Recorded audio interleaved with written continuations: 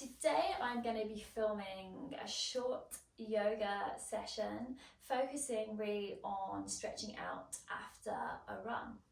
So let's get started. We're going to start standing at the front of your mat. Take your feet about hip distance apart and then just take a moment here. Just bring your mind into the present moment onto your yoga mat. Using an inhale, sweep those arms up above the sky. Good, start to bend deeply through the knees as you fold the body over the legs. So we want quite a generous bend in the knees here. Take a hold of opposite elbows and let the head be heavy. So just have a sway around here. You probably built up quite a lot of tension in the lower back and in the backs of the legs following your run. So let's just try and let a bit of that go. Good, perfect. Nice.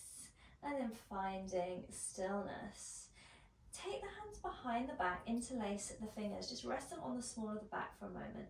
And then start to extend the arms away, drawing those shoulders together and down.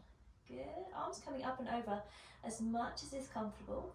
No need to push it beyond a point where you feel comfortable though. Option to take a little spinal twist here, so maybe bring this right shoulder down towards your left knee. Take the gaze up towards the sky if it's comfortable for the neck. And then maybe take it across to the other side. So just an option here to take a little bit of a twist in your fold. Good. And then release the hands down to the earth. We're going to step our right foot back into our aptly named runner's lunge. So here we've got the left knee stacked over the left ankle, the right leg extended. Okay, so really push away through that back heel. You'll feel a lovely opening in the front of this right hip flexor. Okay, so just pausing here. Nice. And then we'll go ahead, lower that right knee, untuck the toe. Sweep those arms up, come into your low lunge. And then just let gravity help those hips sink a little deeper, really opening again into the front of this right hip. Good. Take a mini back bend if you fancy. Good, and then exhale, bring the fingertips down. We're going to shift the hips back, peeling this left foot off the mat, coming into a half split, which is a great stretch for this left hamstring. Option to come up a little higher if your hamstring is really tight, or you can just fold as far as is comfortable over this front leg. So we can also option to take this right hand to the left foot and maybe draw the toes a little bit closer in, and that will bring it more into the calf as well. While I'm doing this, I'm noticing how horrific my toes are. I'm in desperate need of a pedicure. Good, release that hand. Maybe see if you can walk the hands around to the left side of the mat, just coming into like a twisted half splits. Nice, and then walk the hands back. We're going to walk the hands forward, roll back onto that left foot and wiggle it to the outside edge of the mat. Bring your hands onto the inside of the foot and just start to shift side to side through these hips, moving into our lizard pose. Good, so just feeling your way in here. Good. So this might feel like enough of a stretch up here, and by all means stay there if it is. If not, make your way down onto your forearms. Let that head be heavy if you're down there. Good, and again, just letting gravity help open into those hips a little more. If you want a little bit deeper here, then we can tuck that right toe and lift the right knee, just an option. Good, another option perhaps maybe is to take this left hand on the inside of the left thigh and just gently open that hip. So just getting into all those hard to reach areas. It's very easy to come back from a run and then just think, oh, do my stretching another time. But just having a simple flow that you can follow when you get back will really help. Good, bring it back in. Come back up onto your hands. We're going to tuck that back toe and step back into our plank pose. So we're going to roll through a vinyasa to make our way into down dog. So lowering the knees, the chest and the chin come down with the elbows in, and then you're going to inhale to come onto the belly, come into that little back bend, elbows are in. Good, tuck the toes, take the bottom back to the heels, and then we'll lift on up and back, downward dog. Good, so feet are about hip distance apart here, hands are about shoulder width apart, and let's pedal the heels. So this is an opportunity to really get deep into the backs of the legs, the hamstrings, the calves, so all those muscles that we use a lot during running. Good. If you fancy getting a little deeper into the calves, and cross that right leg behind the left. Start to bend deeply into that left leg as you take that right heel down to the mat, and you'll feel that more in the calf. Good. Let's switch it over and do it both sides. Nice. So crossing the leg over, bending the bottom leg. Nice. Perfect. And then coming back to the center. So we're going to bring this right foot forward now. So lifting that right leg up to the sky, doesn't have to be crazy high. And then exhale, float that leg through between your hands. Help it along if you need. Good, so let's spend a moment in that runner's lunge. Really push energy through that back heel. You'll really feel an opening in the front of the hip if you do that. Good, nice, and then lower the knee on top of the toe. Sweep those arms up, come into your low lunge. Nice, and then the fingertips come down. Peel the right foot off, shift the hips back, calf splits. Good, so again, working into the right hamstring now. Maybe taking the left hand onto the toes, bringing more of a calf stretch into it. Maybe we're walking the hands around to the right hand side. Just playing around with the different variations, seeing how that changes the stretch. Good, and then walking the hands forward. Let's wiggle that right foot to the outside edge of the mat, hands come on the inside. Shifting those hips side to side, just working your way gently into your lizard pose. You might feel happy up here and this is enough of a stretch, or maybe you want to take it a little deeper and come down onto the forearms, letting the head be heavy. Good, staying here or perhaps tucking that left toe and lifting the knee. Nice, another option. Maybe you're going to take that right hand to the inside of the right thigh, just gently open, maybe coming onto the outside edge of that right foot. Good, really nice. And then bring that leg back in, come up on to your hands. If you're on the forearms, wiggle this right foot back in. We're going to step back forward into, we're going to step forward into our forward fold. So feet can be together this time. Still have quite a generous bend in the knees so you can find a connection between your tummy and your thighs, and then let the head go. You can take the hands maybe behind the shins or the ankles, and then just use your arms like levers to draw the upper body down towards the legs, lifting the tailbone towards the sky, just working your way a little deeper into this posture. Good, nice.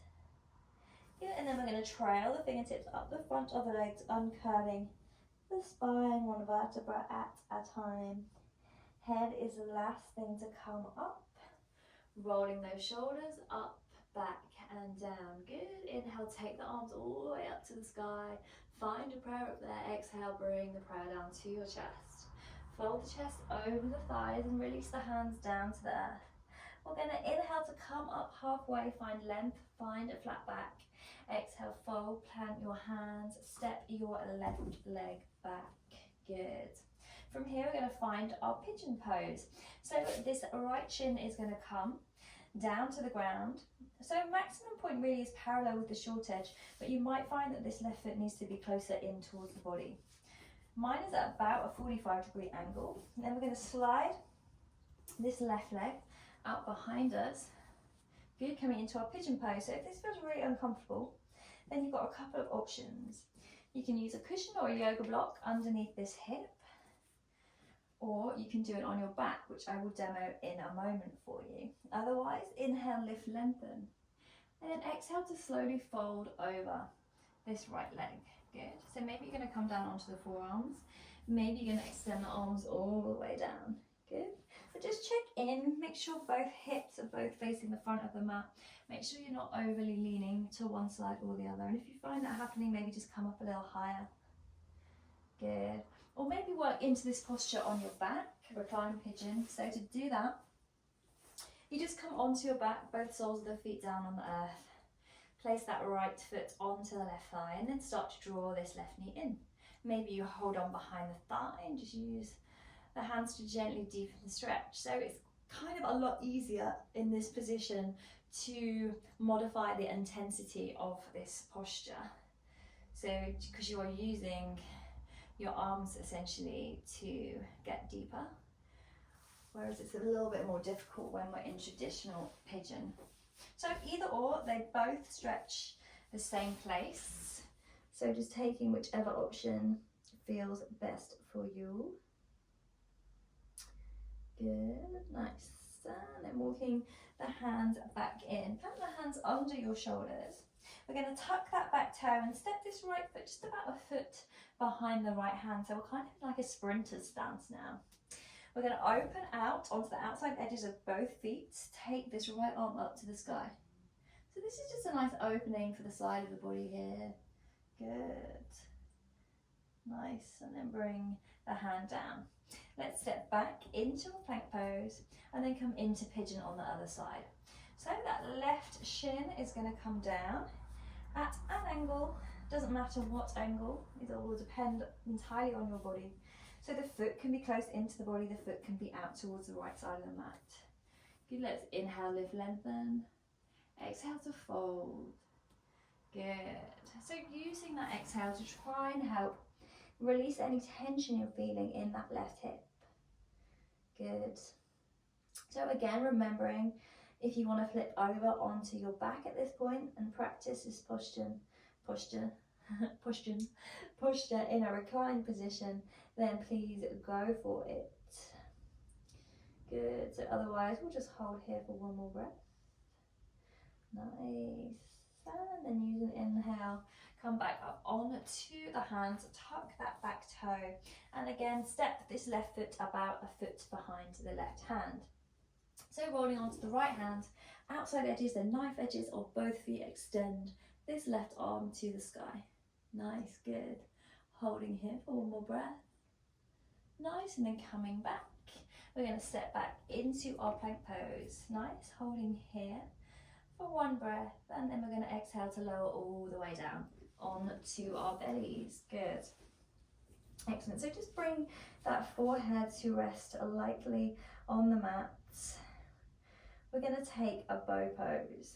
So there is an option to do this one leg at a time. So if you want to do that, bring your left arm across, and then you take your right hand back and hold on to the top of your right foot. Good. So you can do that and keep alternating between both sides, maybe holding each side for 4 or 5 breaths. And when you're in this half bow type position, if you really push your pelvis down in to the mat, you'll feel a really nice stretch into the quad. Good. Otherwise, if we're going for our full bow, bring the forehead down, bring the arms down by the sides. Bend the feet, bend the feet, bend the knees, bring the feet in towards the bottom, and then take a hold of the tops of your feet. Good. Using an inhale, lift the head and the chest. Just sending those feet into the hands. Good. Checking in with those knees, making sure that they're staying in line with the hips. A tendency will be for them to drift out to either side. Good. So just check in for that. Holding for as many breaths as you feel comfortable, and then when you're ready to come out, exhale and lower the legs. Release the feet and then draw windscreen wiper shapes with your feet. Oh, watch the radiator. Good. Just release off any tension in the lower back. Nice. And then release the feet down to the mat. Bring the hands under the shoulders. Lift on all the way up and back. And we'll actually take it into a wide child's pose here. So knees come to the width of the mat. Big toes to touch and bring the forehead down. Good. So just letting the chest relax down towards the earth. Still working into the hips here. Nice. Holding for a couple of breaths. No need to rush any of these postures. Just taking your time.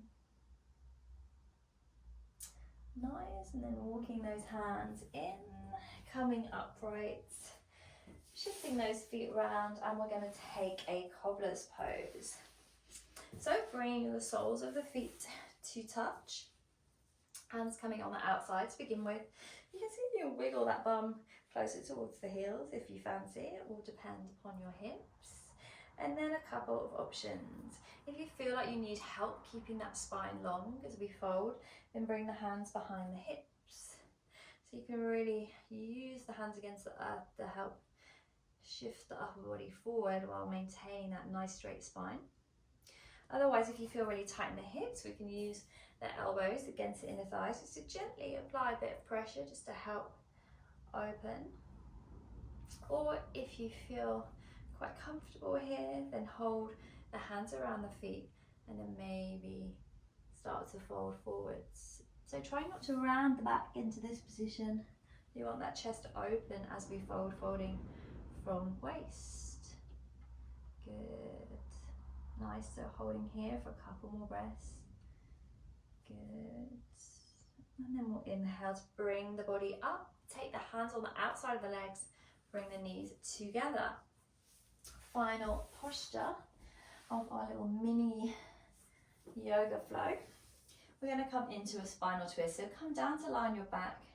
Bring your arms out either at shoulder height in a T. I haven't got the space because of the wall, so I'm going to have my arms in cactus.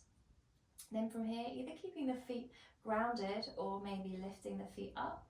We're going to exhale to lower the knees down to the left side of the body, taking the gaze over to the right. Good. So whichever variation with feet down or feet up feels best, go for that. And then taking the gaze over towards the right side of your mat.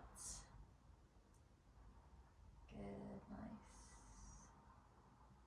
Perfect. And then when you've had enough of it on that side, use an inhale to bring these legs back to center and then gently exhale them over to the right side. Take your gaze over to the left, maybe close the eyes. Just relaxing in to this spinal twist. Good.